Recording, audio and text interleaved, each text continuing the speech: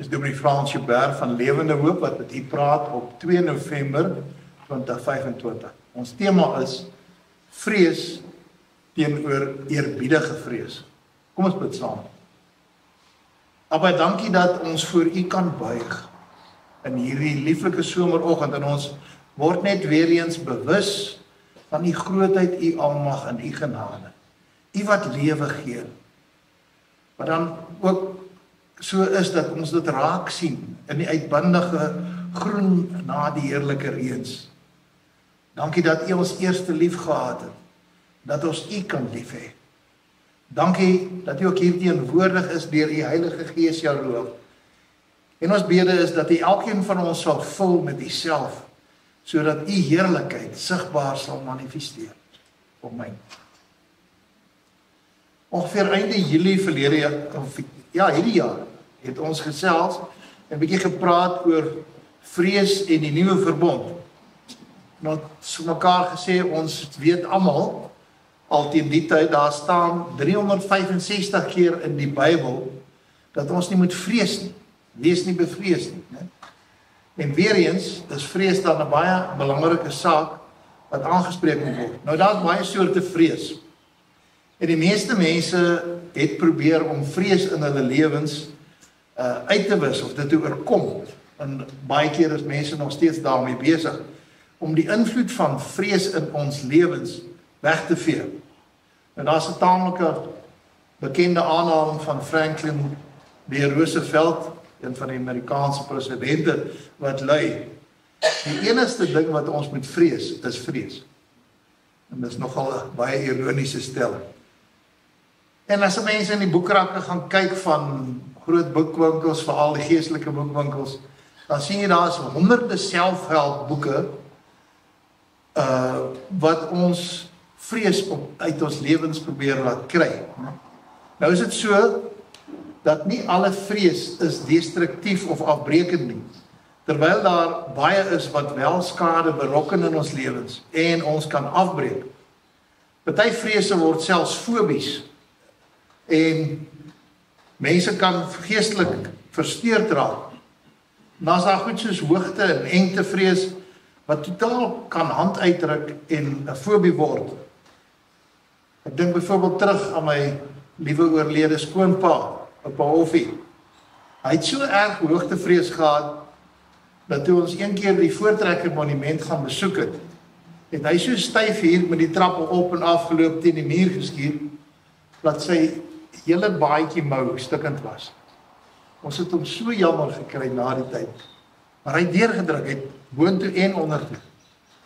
Maar kan jy nou dink, dit moet 'n rowwe ervaring wees, né? Ons het eers regtig agterna besef, hy het deurgedruk, bravo. Maar ek was die slagoffer van engtevrees vir lank na insident of wat. En ek kan het wel vertel. Ek het eendag agter op 'n hond toe ek in die hoërskool was, in 'n ertvark gehad in. En toe ek hom aan sy poot wil uittrek, toe val daar 1 meter grond op my rug. En toe sit ons vas tot laatmiddag. En daarna was dit nogal 'n ding. Enige noute is 'n noute. En ek hou nie daarvan. En dan dink ek terug. Ons was een keer in die Kaange grotte en toe sit ons amper vas in daai skoorsteen. Nou toe ek uiteindelik daar deur is, was ek nie sopnat van die hitte nie. Dit was van benoudheid. En nie van warm kry nie. Ja, so nou nog hou ek nie baie van nou plekke nie, maar as ons daarom oorkom. Nou destruktiewe vrese, al klink dit logies, is byvoorbeeld die vrees om geld en besittings te verloor. En mense sien dat veral ryk mense, en ons het iemand daar naby ons op die plot, gaan baie gebuk onder hierdie vrees. Hulle word gaarders of opgaarders. Ne? Die Engelse praat van hoarders. Ne?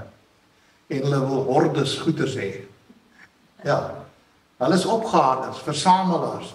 En hulle begin geld verafgoed en besittings bo baie ander goed. Mense, dis 'n baie lelike vrees wat party mense weet het in hierdie land op.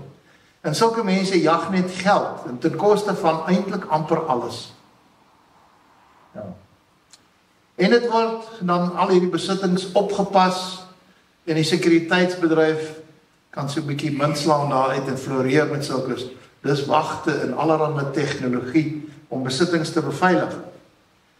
So, destruktiewe vrese. 'n Mens sien, daar is sommige mense wat baie bang is om 'n lewensmaat te verloor en dan word hulle oorbesitlik. En die ander party word baie keer eintlik versmoor in so 'n verhouding. Of daar's die vrees om op uit te mis. Op Engels het dit al 'n akroniem geword. Ek kry die akroniem en ek dink, wat is dit? FOMO. Fear of missing out. Ek het nie eens geweet daar is so iets nie. Hierdie vrees laat mense gedurig nuwe avonture najag, nuwe ervarings en nuwe opwinding ten koste van ware koneksie of verbintenis. Om daai diep vrede in jouself te kan hê vanweë hierdie verbintenis en om verankerd te wees. En hoeveel mense jaag dit nie na nog vandag nie. Ons moet net nog 'n nuwe avontuur hê. Ons moet net nog 'n nuwe plek besoek. Ons moet net nog 'n vreemde land besoek. Ons moet net nog 'n reis aanpak. Ons moet net iets anders ervaar. Dit is asof sulke mense nie rus het nie. Nou ander dag met iemand gesels, sê hy's 'n wêreldreisiger. Hy sê en hy bly arm want hy gee al sy geld uit op reis. Nou dink ek, wat wil jy alles gaan sien? Hoekom? Baie mense het die fobie vrees oor die veiligheid van hulle kinders en word sulke kinders baie keer toegekoek. En daai kinderlike sorgelose vryheid word ontneem. Ons praat met mense net gister. En hulle laat die kinders nêrens heen gaan. Alles loop op plaas. En ek dink die arme kinders, hulle het geen vryheid nie. Hoeveel mense het oor see verhuis, want daar is die vrees oor hulle kinders in hierdie nuwe Suid-Afrika, en eintlik is sulke, en ek wil dit waag om te sê, sonder vertroue in Elohim. Baie mense vrees die dood, ander weer is in vrees vir die huidige omstandighede, wat besig is om te eskaleer, van sleg na uiters sleg. Ons weet dit is so, dit is na uiters benartig.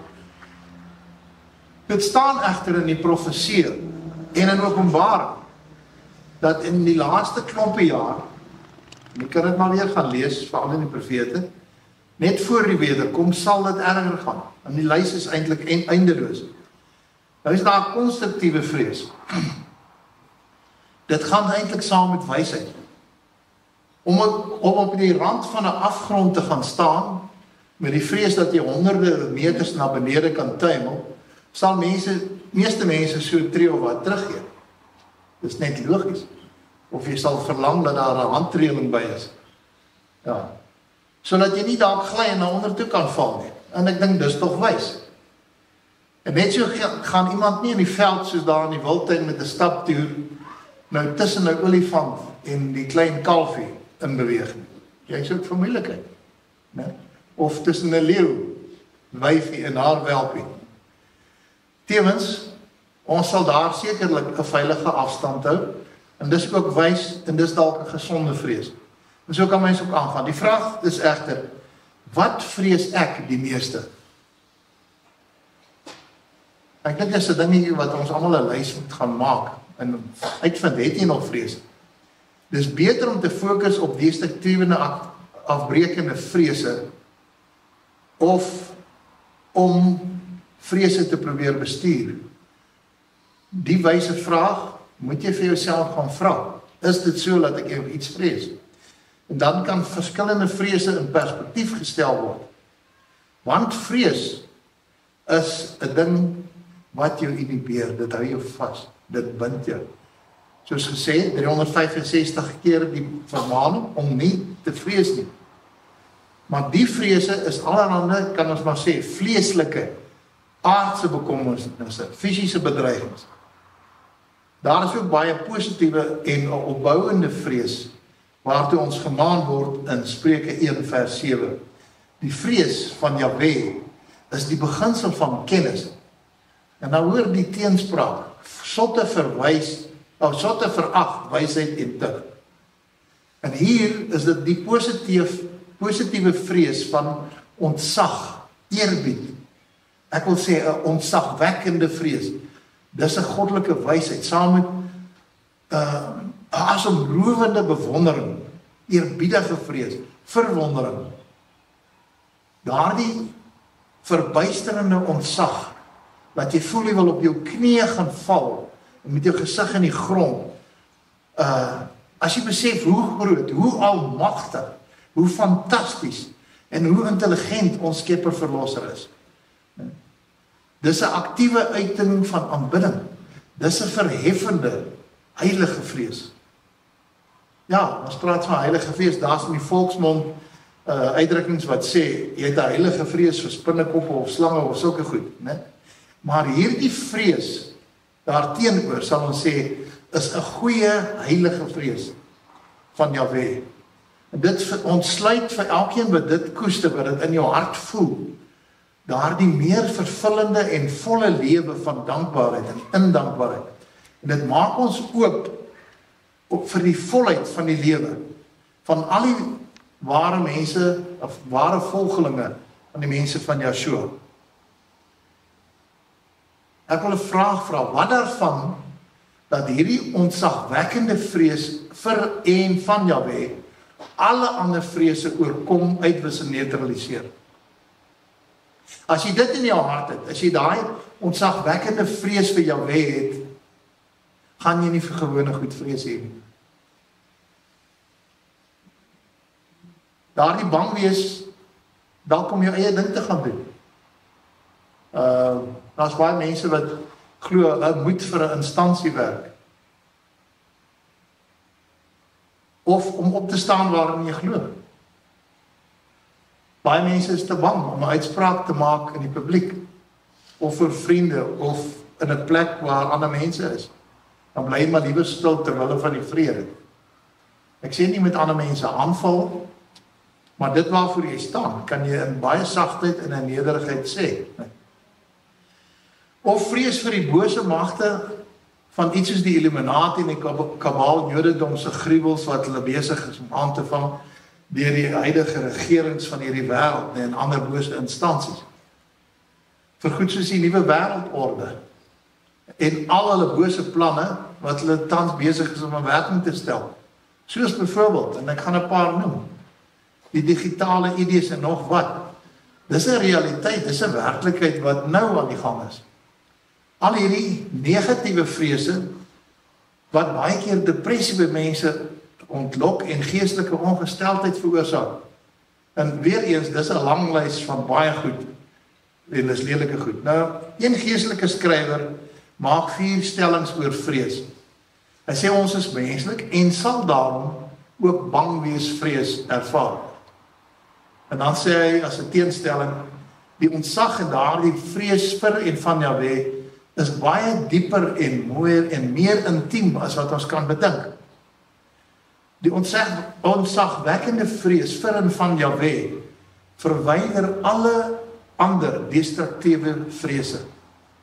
En die 4de stelling wat hy maak, hy sê die ontzagwekkende vrees vir en van Jahwe is die begin van alles wat goed is. Nou ek wil een byvoeg. Die ontzagwekkende eerbiedige vrees vir en van Jahwe sal veroorsaak dat elkeen van ons 'n ywer en 'n vuur binne ons het wat ons gewillige dienaars sal maak vir sy koninkryk en om ons eie heil uit te werk. Baie mense onthou nie 365 maal van moenie vrees nie wat in die Bybel staan, en dan beweer hulle Elohim glad nie enige vorm van vrees by ons wil hê nie. Maar ek sien nie in dit gaan om destruktiewe en afbreekende vrees nie. Of baie erger. Dit bied aan baie mense die verskoning tot passiwiteit om niks te doen. Geen bydrae te maak. Weet jy, daar is egter amper 200 of ongeveer 200 tekste wat ons aanmoedig om Elohim te vrees met ontzag en eerbied. 200 maal. Dis baie, né? Die ongelukkige deel is dat baie mense probeer om nou vrees geheel en al te oorkom en dan ervaar en beleef hulle nie hierdie ontzagwekkende vrees as eerbied en absolute respek vir Jahwe Elohim. Ek luister nou ander dag net 'n rukkie na 'n preek, toe sit ek die ding af. Wat Elohim is nou eintlik jou pel, volgens hierdie prediker. Nee, hy is nie dit nie. Hy is wel ons vriend, deur Yeshua. Maar as jy nie daai ontzag en eerbied het nie, dink ek, is jy ver, ver weg van hom. Want hierdie vrees vir Jahwe, as respek, is meer glorieryk, is meer eerbiedwaardig, is meer ontzagwekkend, en selfs eintlik meer vreugdevol, as wat ons kan bedink. En dis 'n juweel, dis 'n skat vir Elohim se geliefdes en uitverkorenes. Charles Spurgeon, almal het al seker iets van hom gehoor of gelees, die groot evangeliese prediker van klomp dekades gelede het gesê, die vrees van Elohim is die dood van elke ander vrees. As elkeen van ons die deug en voortreffelikheid van hierdie ontzagwekkende vrees en eerbiedige vrees van Jahwe kan herken en dit ontsluit as die kern, die basis van jou lewe, die fondasie van jou lewe. As jy dit verstaan, sal jy dit absoluut najag. Daarom is ek in verwondering oor wat vir baie mense nou geen belang het nie, maar soos die syferwaardes wat in die Bybel ingesluit is, as 'n kode. En daar's verskeie kodes, baie. Die natuur, ons hoef net te kyk, hoe pragtig is dit? Eerste reëns het geval, en die gras is groen binne 3 dae. Is dit nie fantasties? Dit ontlok ook by, aan die ander kant, by Elohim, sy beskerming, sy voorsiening, sy nabyheid en teenwoordigheid. Dit verleen eintlik doel aan ons lewens en is die grondslag van ons geluk en bring harmonie in alle fasette van ons lewens. En dit kan selfs ons lewens verleng, dit staan so in die skrif. As jy eerbied en ontzag koester vir Vader, verleng hy jou lewens. Jy kry voorspoed en sukses, né? En daar's ook 'n edele nalatenskap vir jou nageslag. Dit breek gebrekkige lewe, dit breek armoede, en dit breek self siektetoestande. Maar wie lees ons baie van die goed? Wat Salomo byvoorbeeld neergeskryf het as die wysste man op aarde. Hy het dieselfde dinge ook oor vrees vir en van Jahwe neergeskryf onder die inspirasie van die Heilige Gees. Ons het net Spreuke 1:7 gehad as voorbeeld. Nou as kind het Salomo opgegroei in hierdie deug om 'n baie goeie leier te word en 'n bestuurder van die grootste rykdomme ooit vir een persoon. Want hy het wysheid by Elohim gevra. Nou, dit is interessant, mense bietjie 'n studie maak oor Salomo. Die man kon met gesag praat oor baie goed en met insig en baie kennis en wysheid. Ons lees net enkele paar verse daarvan. Dit het my opnuut getref. 1 Konings 4 vers 32 en hy het 3000 spreuke uitgespreek. En sy liedere was 1005. Dink 'n bietjie mooi daaroor. 1005 liedere wat hy geskryf het. En 3000 spreuke. Dis baie. 4 vers 33 van 1 Konings. En hy het oor die bome gespreek en van die seder op die Libanon tot die hyssop wat teen die muur uitsprei. Ook het hy gespreek oor die vee en oor die voëls en oor die kruipende diere en die visse. Vers 34. En van al die volke het hulle gekom om na die wysheid van Salomo te luister, van al die konings van die aarde wat van sy wysheid gehoor het. En die man was regtig besig. Baie mense dink net aan die baie vrouens wat hy gehad het, né? Die 300 plus die 700 by. Maar dink net bietjie, 300 spreuke, 1005 liedere. En die mate van sukses en rykdom en voorspoed en faam was destyds ongeëwenaard. Ek dink tot op hede. En hy het eintlik baie goed oor sy koninkryk regeer. Allerhande konings en ambassadeurs soos ons hier lees wat vir hom kom kuier, en groot afstande afgelê het, net om in sy teenwoordigheid te kon wees. Dan is hy 'n vername mens, hoor, om na sy wyshede te luister. 'n Mens dink byvoorbeeld aan koningin van Skeba wat gesê het in 1 Konings 10 vers 6. Daarop sê sy aan die koning: "Die woord was waarheid wat ek in my land gehoor het, oor u wysheid.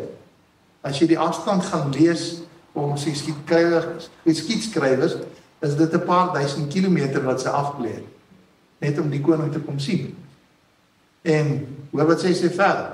En ek het die woorde nie geglo nie, totdat ek gekom en my oë gesien het, en kyk, die helfte is my nie meegedeel.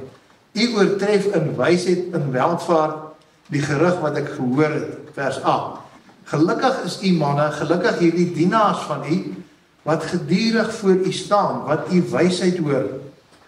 En dan vers 9 van 1 Konings 10. Geloofd sy Jahwe, u Elohim, wat behaag in u gehad het om u op die troon van Israel te laat sit. En kyk hierdie mooi getuienis. Omdat Jahwe Israel vir ewig liefhet, het hy u as koning aangestel om reg en geregtigheid te laat doen. Ja, ons vergeet baie keer, omdat hy ook ongelukkig gefaal het op baie dinge, dat hy 'n baie goeie koning was met wysheid. En ek wil vir u sê, wanneer wysheid heers in en deur 'n leier, dan gaan dit goed met mense in so 'n plek of land. Ons lees dat armoede het nie bestaan nie, en dat die volk in tevredenheid en vrede geleef het. 1 Konings 4 vers 20.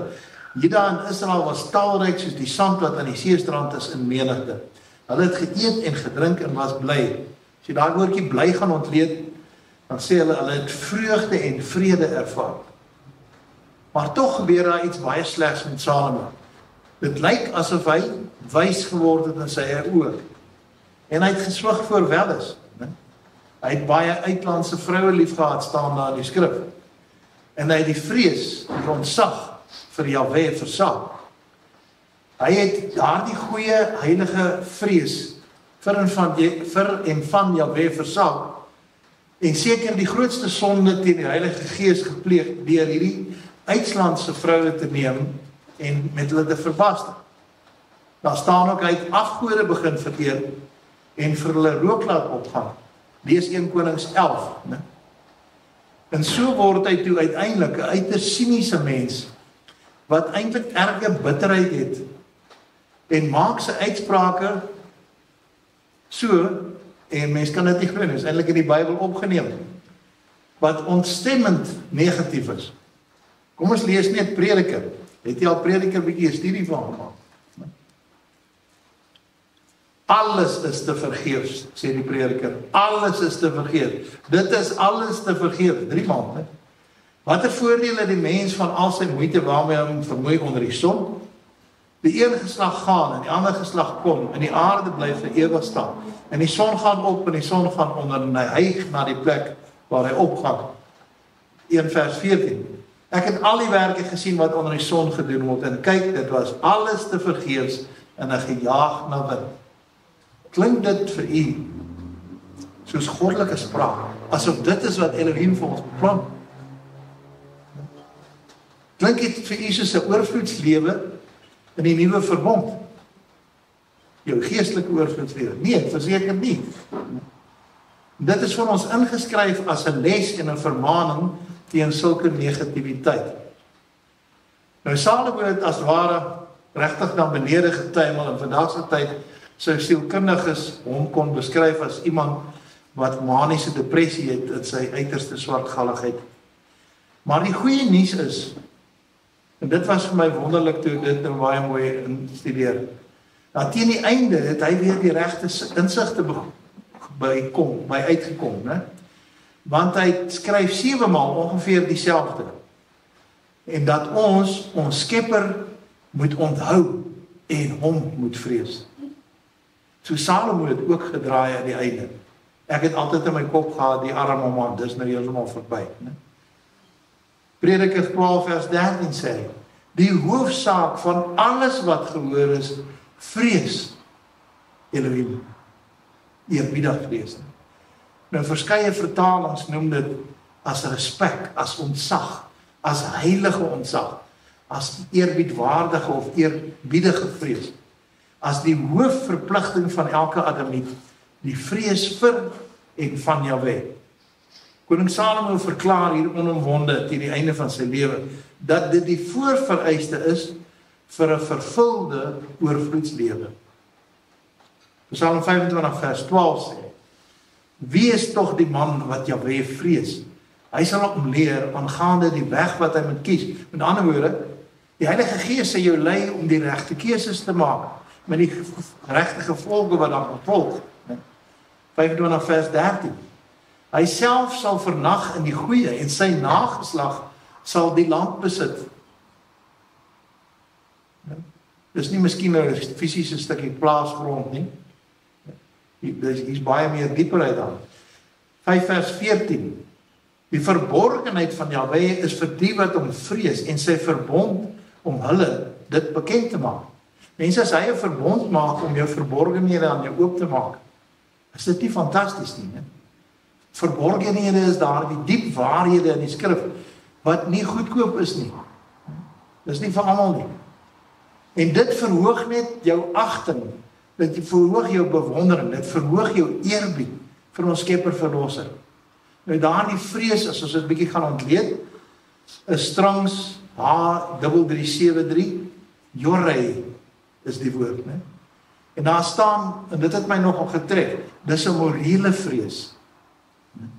Dit wil sê, ontzag, eerbied, eerbiedwaardige vrees, eerbiedige vrees, uiterste respek, wat inhou absolute vertroue. En hierdie ontzagwekkende vrees en eerbied, of ook dan heilige vrees, dit word verbind met wysheid. En Vader sê, hy skenk jou wysheid as jy dit het. Dit bring sukses, geluk en vreugde. Jesaja 11 vers 3 sê, en hy, dit is Jahwe, het 'n welgevalle aan die vrees van Jahwe. En hy sal nie regspreek na wat sy oë sien en nie oordeel na wat sy ore hoor nie. 11 vers 4, maar aan die armes sal hy in die geregtigheid reg doen en die sagmoediges van die land met billikheid oordeel. Maar hy sal die aarde slaan met die roede van sy mond en met die asem van sy lippe en die goddeloses doodmaak. Die een vertaling sê, die vrees van Jahwe is 'n kleinwoord, dis 'n skat, dis 'n juweel, dis sy welgevalle. En hoor wat sê vers 3, luister mooi hierso, né? Jahwe sal nie regspreek oor ons in ons sonde toestand as ons onder sy genade verkeer, as jy en ek dit bely nie, né? Hy kies dan om nie ons sonde te sien en te hoor nie. Dit is eintlik fantasties wat hier staan, né? Daarsonder is dit sy roede wat slaan en sy asem wat die goddelose sal uitwis en doodmaak. En nie een van ons wil saam met goddeloses gereken word nie. Nou die Griekse woord vir vrees is phobos. Dis bang wees vrees. Verskrik, vreesagtig. Op Engels staan daar fear, afraid. To be full of terror. Dit is die bewerasies van bangheid. Of phobia. Dis die teenoorgestelde, dis die heilige ontzag. Dis 'n ontzag te wees vir iets of iemand. Eerbiedige vrees. Op Engels, to be in awe of something or somebody. Reverence of reverence, hoe spreek mense dit uit? Fear, exceedingly. Kan jy hoor? Nou ongelukkig in die Nuwe Testament word hierdie woorde bietjie hier en daar gemeng en omgeruil as jy nou regtig diepte studie gaan doen. Maar dan moet jy dit in konteks gaan lees. En daar's ook die woordjie vreesloos. Phobos, nee. Lukas 1 vers 50. En sy barmhartigheid is van geslag tot geslag vir die wat hom vrees. Phobia, ontzag vrees. Hoor jy wat hier staan? Sy barmhartigheid. Mense, dit, wat anders kan jy op beroep as Vader se genade en sy barmhartigheid. En hoekom praat ons dan oor Salomo? Want ook hy, al was hy een van die grootste mense ooit, was nie perfek nie. En dis vir ons om moed te skep, né? Hy het nie die volle waarde van hierdie goddelike vrees aanvanklik verstaan nie. Alhoewel hy dit onder die inspirasie van die Heilige Gees neergeskryf het. Daarom, omdat hy op 'n stadium nie hierdie vaste fondasie gehad het nie, daarom het hy geval en gefaal, né? Maar hy het uiteindelik ook weer kon opstaan en toe hy dalk meer begryp of ten volle begryp hierdie ontzagwekkende vrees vir Elohim as 'n baie kragtige deug, iets wat gesag en autoriteit vir ons aanhelp en aan ons verleen. Ek lees op 'n stadium van een van die ryk sakemanne van Amerika, 'n triljoenêr. En sy interessante keurings, kan mens sê, siening wat hy gehad het, om mense as bestuurders in sy besighede aan te stel. Hy het nooit iemand aangestel as hulle 'n perfekte verhaal gehad het sonder enige mislukkings in hulle verlede. Want hy het gesê, mense moet verantwoordelikheid kon opneem vir hulle mislukkings. En dan het hulle gekeer op grond daarvan, of hulle die blaam verskuif of self verantwoordelikheid daarvan aanvaar het. Dit was my 'n interessante siening. Want eers wanneer ons verantwoordelikheid aanvaar en daardie vrees van Jahwe as onderbou het, as ons fondasie, dan wys dit dat ons wysheid saam met hierdie eerbied ag bo alles. Dan gaan jy met wysheid optree. Selfs Paulus het baie geskryf oor hierdie eerbiedwaardige vrees vir Elohim. Want hy het gesê, hy as verteenwoordiger en as gesant van Messia, moet nie verwerplik wees vir ander nie, op fisiese vlak nie. En dat hy sy liggaam in stand gehou het, waarskynlik met vas en oefening. Dink net 'n bietjie daaroor, kom ons lees dit. 1 Korintiërs 9 vers 27. Maar ek kastei my liggaam en maak dit diensbaar, dat ek nie miskien terwyl ek vir ander gepreek het, self verwerplik sou gewees. Daardie diensbaar is om jouself en jou liggaam se drange te onderwerp. Op Engels, to subdue yourself. Om hierdie vrees as 'n klein oor te koester, as 'n skat te bewaar en te sorg dat dit so is, sal sorg dat ons waarheid sal nastreef van alles. Jy sal geen greintjie leuen kan eintlik verdra. In jou wese as jy hierdie vrees en ontzag vir Jahwe koester, sal jy glad nie kan lieg nie. En as jy dit die dag per ongeluk doen, vra my, dan pla dit jou vir nagte om. En jy vra 1000 keer verskoning en vergifnis, né?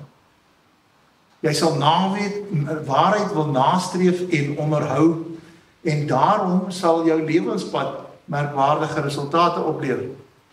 Dit sal ons help om op die regte pad te wees, en jy sal op die pad hou, want jy wil nie Elohim teleurstel, of enigstens seermaak, of op enige manier skade aan sy koninkryk doen nie. Ek dink dit is ons motivering vir daardie ontzag koester, né?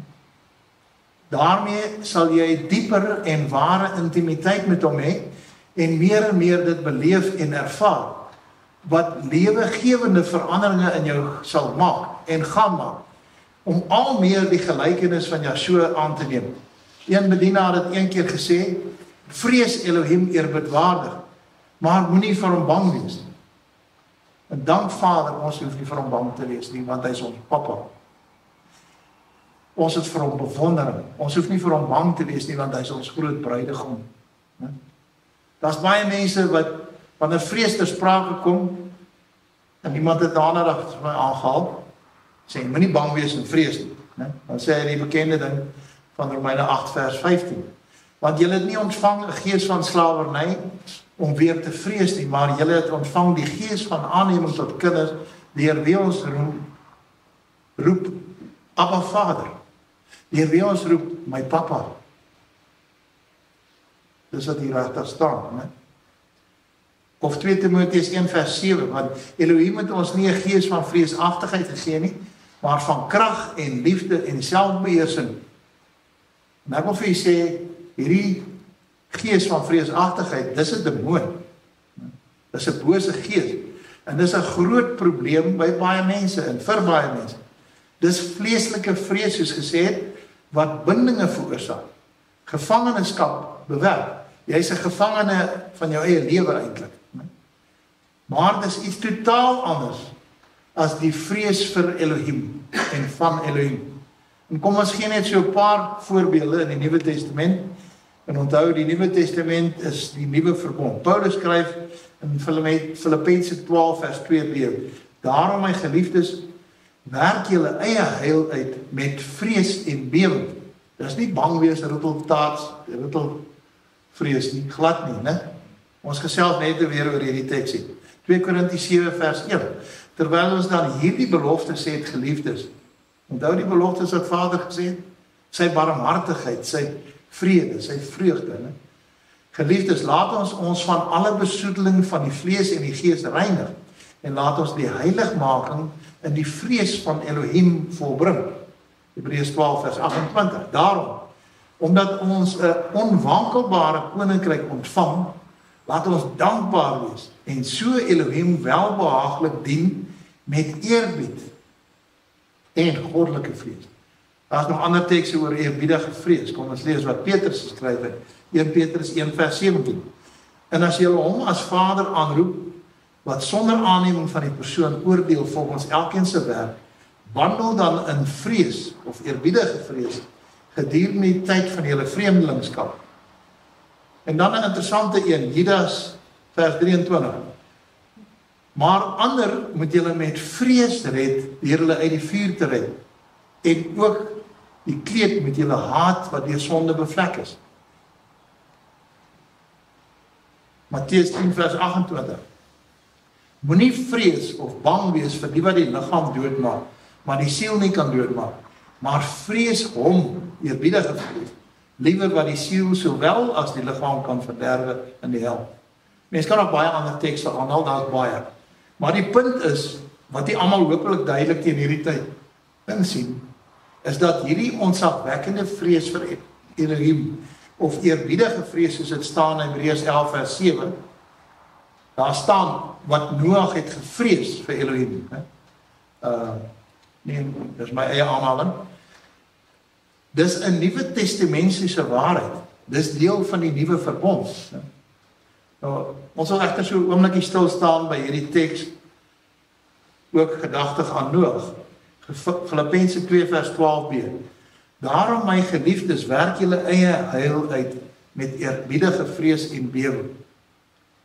Ek het wakker geword met die teks en gewonder waaroor gaan dit.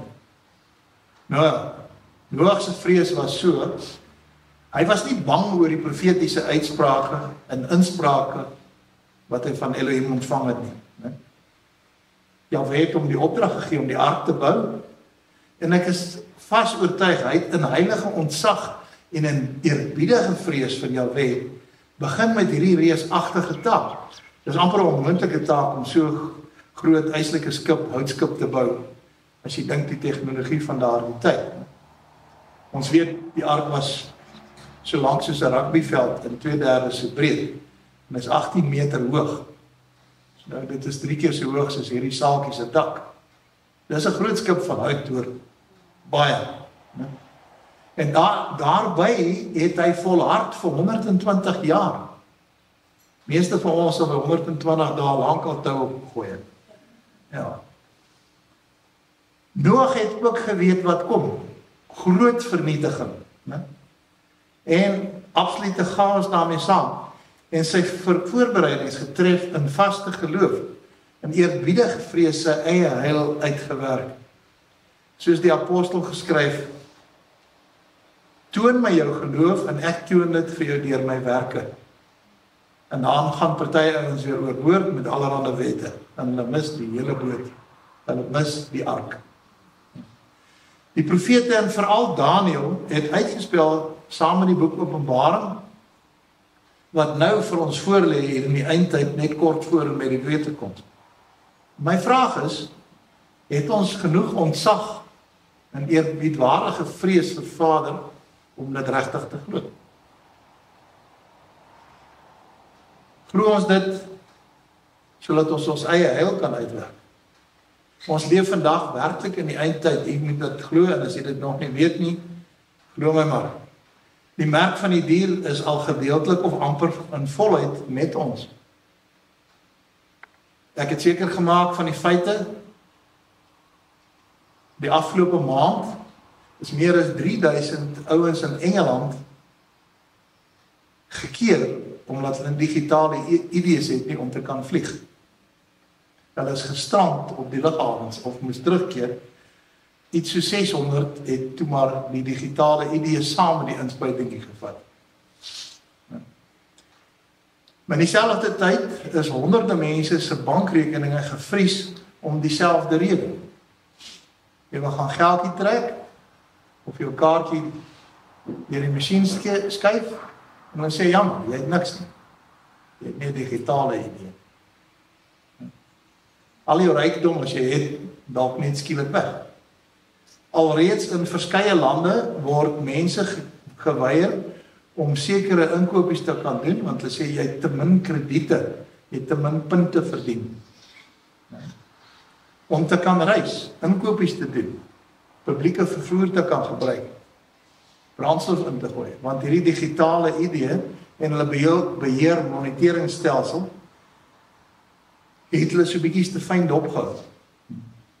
Honderde mense in Engeland en Europa is gearresteer en ingeperk, in Kanada ook, omdat hulle godsdienstige uitsprake gemaak het, wat nie die regeringsbeleid ondersteun nie. Julle sal nie glo nie, meer as 'n dosyn mense is die afgelope maand gearresteer, omdat hulle die publiek gebid het in Engeland en in Kanada, ook 'n paar dosyn. Die mees belaglike een persoon, 'n vrou, is gearresteer omdat hulle vermoed het sy bid. Ja. Omdat hulle vermoed het sy bid. Want sy het met haar hande opgehef gestaan en die oë toe gepreek. Dit is baie erger as wat ons vermoed het. Dis waarheid, ongelukkig. Tans is die G20 beraad al amper in vooruitsig in Suid-Afrika, en die mense wat hulle doelwitte ken, en hulle verklaar dit op skrif. Hierdie korrupte regering en sy lakeie van die kabaal is van plan om die digitale ID-stelsel en nog meer so gou as moontlik hier te implementeer. Hulle het gepraat van volgende jaar, maar ek sien een geskrif sê 2030. Nou ja. So, dan beteken dit dat jy kos en water en brandstof net sal kan koop met 'n digitale ID. Daarsonder gaan jy glo moeilikheid hê. Dis wat hulle beweer.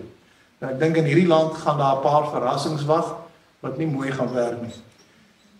Dan die nuwe wetgewing oor godsdiens en beheer daarvan is glo klaar in die parlement voorgehou. Weet jy daarvan? Wat daai malminister gesê het? Waar hierdie regering alle uitsprake van geestelike leiers wil monitor en beheer om hulle te pas en hulle algemene siening van godsdienst. Sê iets wat nie pas veral by die vermengingsbeleid en liberalisme nie, is 'n taboe vir baie goed. En dit gaan waarskynlik groot moeilikheid selfs vir stronksaake betref. So, gaan ons bang wees, vrees hê en ontwikkel? Net handjies vou en niks doen nie en wegkyk? Of gaan ons met eerbiedige vrees vir Jahwe ons eie heil uitwerk en begin voorberei na die beste van ons vermoë, voorsorg tref vir moeilike tye wat al amper oor ons stroop? En ek wil vir julle sê, om dit te doen is om soos 'n Noag op te tree, in vaste geloof dat Elohim sal help en voorsien as ons deel doen. En ons moet self die spreekwoordelike klein bietjie meel en olie hê soos die weduwee. Nee. Ons moet dit klaar reg hê sodat Elohim dit kan vermeerder wanneer dit hartlik noodtoestand is. Maar as jy niks het nie, weet ek nie of daar iets is wat kan vermeerder word. Die tyd van manna en kwartels wat uit die hemel uit gaan val is verby. Dit was vir 'n spesifieke tyd, vir 'n spesifieke omstandigheid. Jy met jou eie klein bietjie meel en olie soos die weer, en ek praat spreekwoordelik, reg hê sodat Vader dit kan vermeerder. Want gaan jy genoeg kan koop? Nee. As die stelsel werklik in volheid oor ons losbars, gaan jy nie regtig kan koop en verkoop nie. Ek glo Vader gaan wel wonderwerke laat geskied, maar ons moet ons eie klein bietjie in aanhalingstekens meel en olie hê. En as ek niks hieroor sou doen nie, sou ek skuldig wees vir Vader en teenoor U. In die Ou Testament was die volk eintlik bang vir Elohim. Soveel so dat hulle dikwels gevlug het. Soos Adam en Eva na die sondeval. Hulle het gaan wegkruip omdat hulle bang was. Of die volk daar by die berg Sinai, toe Moses hulle aan Jahwe wou voorstel. Dis negatiewe vrees, dis bang wees. Destyds wou Jahwe aan die volk via Moses eintlik 'n baie goeie rede duidelik weer gee. Kom ons lees dit gou. Eksodus 19 vers 3. Maar Moses het opgeklim na Elohim toe en Jahwe het hom op van die berg af toegeroep en gesê: "So moet jy aan die huis van Jakob sê en aan die kinders van Israel verkondig. Julle het self gesien wat ek die Egiptenaars gedoen het, of aan die Egiptenaars gedoen het, en dat ek julle op aardsvlerke gedra het en na julle na my toe gebring het." Vader gee hier 'n absolute kontras. Die klomp heidene en barbaredom het hy uitgewis. Maar Israel sê ek het julle op aardsvlerke gedra en julle na my toe gebring. As jy in die Hebreëus gaan kyk, dan is ons Elohim se bedoeling om ons na hom toe nader te trek, om ons te omhels, om ons te omarm. Dis die verlange van sy hart. Sodat hulle hom kon leer ken soos 'n Moses. Moses was in sy teenwoordigheid, het dit geblink soos 'n gloeilamp wat skyn. Dis vandag steeds so vir jou en my. Hy wil ons nader trek aan hom toe. Hy gee net hierdie ander deel as die kontras. En as jy wegbeweeg van hom af, dan is jy deel van daai kontras. Wat hy sê, wat hy aan die Egiptenaars gedoen het. Hulle was destyds bang en wil dat Moses eerder met hulle praat, eerder as Elohim self. 'n Klomp van hulle vlug in die woestyn in. Kan jy dit dink? Hoe gaan jy Jahwe ontvlug? Kom ons lees vir u, Eksodus 20 vers 19 en 20. En hulle het vir Moses gesê, spreek u met ons, dat ons kan luister, maar laat Elohim nie met ons spreek nie, anders sterwe ons. Toe antwoord Moses die volk, wees nie bevrees bang nie, want Elohim het gekom om julle te beproef, dat sy eerbiedige vrees voor julle oë mag wees, sodat julle nie sondig nie. En hier is die ander ding, ek het dit net gesê op 'n ander manier, hier onderskei Moses tussen bang wees, vrees en eerbiedige vrees, of dan heilige ontzag, né? Maar hier is 'n baie belangrike punt. As jy daai ontzag het, gaan jy probeer om nie te sondig nie. Dit dring ons om nie te sondig nie. Iemand wat bang is vir Elohim, het iets om weg te steek. En dan verberg jy dalk nog 'n sonde wat jy nie wil bely nie. Dink mooi daaroor. As jy bang is vir hom, dan het jy iets wat jy wegsteek. Ons het vir Adam en Eva aangehaal, daar die bangwees vrees, saam met wegkruip en vlug van Elohim af. En ons lees eintlik dwars deur die Bybel, dat wanneer die volk verkeerd gedoen, dan wil hulle eintlik vlug en wegkruip. Dis toe tot vandag toe. Of hulle dit wil erken of nie, wanneer jy met ateïste praat, en ek het die voorreg om baie keer met so 'n persoon te praat, né? Hulle het 'n fisiese vleeslike vrees vir Elohim, en skam daarom weg van hom, en probeer van hom af wegkom, want hulle is bang vir hom. Hulle sal dit nie erken, maar hulle is bang vir hom. Dis egter so dat diegene, en ek glo almal van ons hier, wat 'n eerbiedige ontzag en vrees het vir Elohim, het niks om weg te steek. Jy kan niks vir hom wegsteek nie. En daarby verstaan jy Yeshua, Messia, se vergifnis en genade. Jy is nie vreesagtig nie. Jy het niks om weg te steek nie. Jy kan nie van hom al wegkom nie. En sou jy daai verkeerde fisiese vrees hê, vreesagtigheid, dan gaan jy sy teenwoordigheid ontbeer. Die Heilige Gees gaan nie met jou werk. Hy gaan nie in jou regtig tuis wees as jy vreesagtigheid koester nie. Op Engels sou mens sê, to be terrified, to be away from him. And if you are terrified, you will be away from him. Hoe kan ons sy intieme teenwoordigheid geniet en ervaar as ons vir hom bang is en wegtrek van hom af? Om weg te dink, sê nee, eerste groot. Weg te trek van hom af is die teenoorgestelde van wat hy wil hê en verlang. Ek het dit al in die verlede gesê.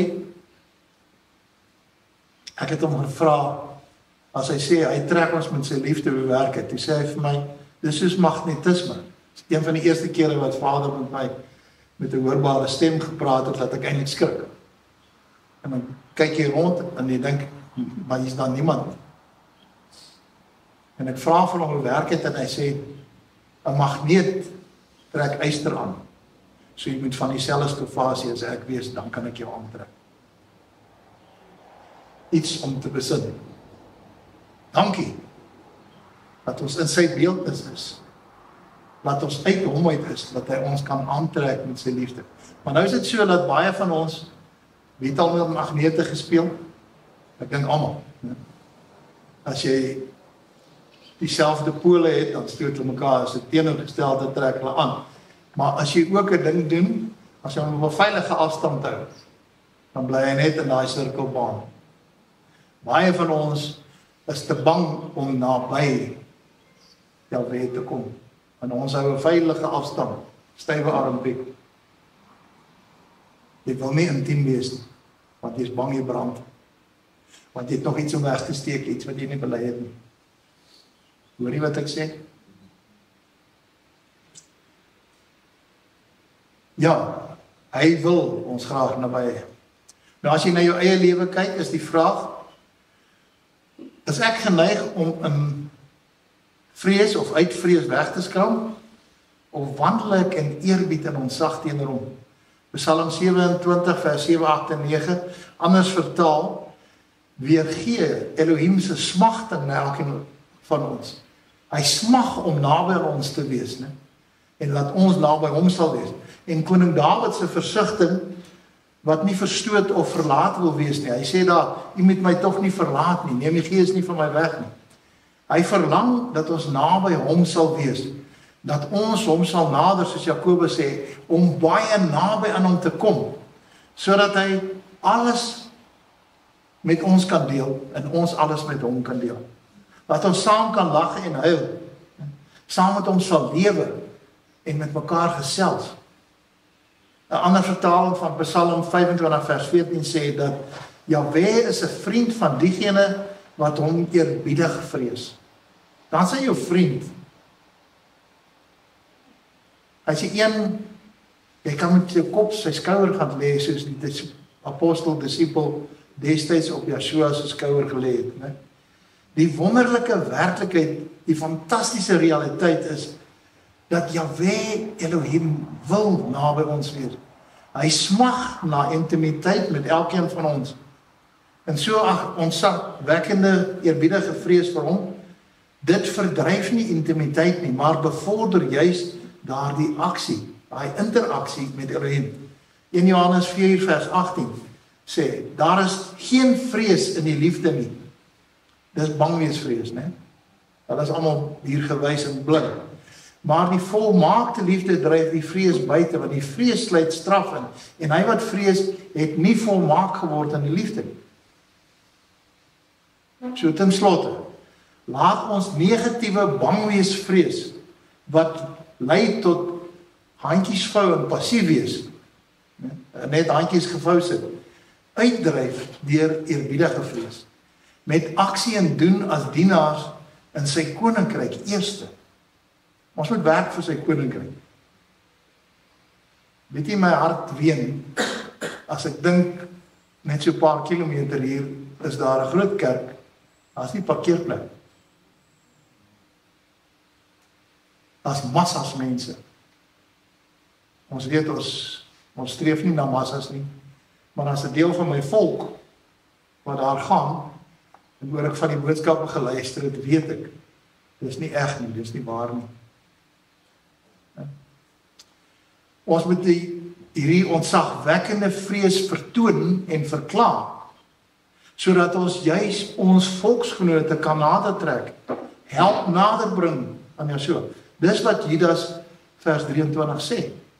Ons moet die volk uit die vuur uitruk deur ons tentoonstelling van ontzagwekkende vrees vir Elohim.